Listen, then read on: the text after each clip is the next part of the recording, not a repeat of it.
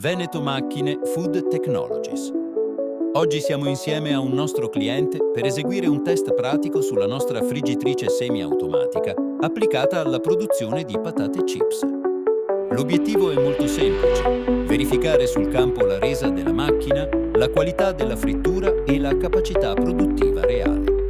Vedremo quindi come si comporta la friggitrice durante il processo, con un prodotto concreto, nelle stesse condizioni in cui verrà utilizzata durante la produzione.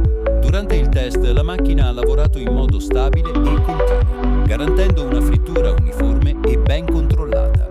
Questo è un aspetto fondamentale, perché permette di ottenere un prodotto finale costante nel tempo, senza variazioni di qualità tra un ciclo e l'altro. Nel caso specifico di questo cliente, siamo arrivati a una produzione di circa 40-45 kg di patate all'ora, un risultato perfettamente in linea con le esigenze di realtà artigianali che vogliono crescere semplificando il processo produttivo.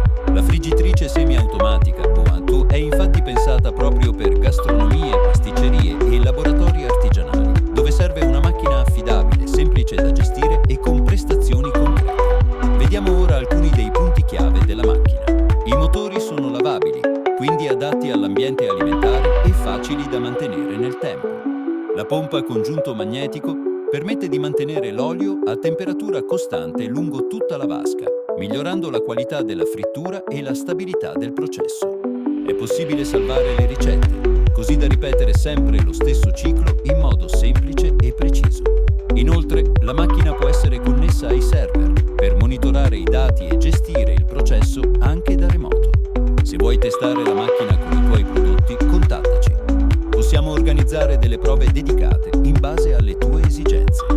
Iscriviti al canale per rimanere aggiornato sulle nostre prossime realizzazioni e per vedere altri test come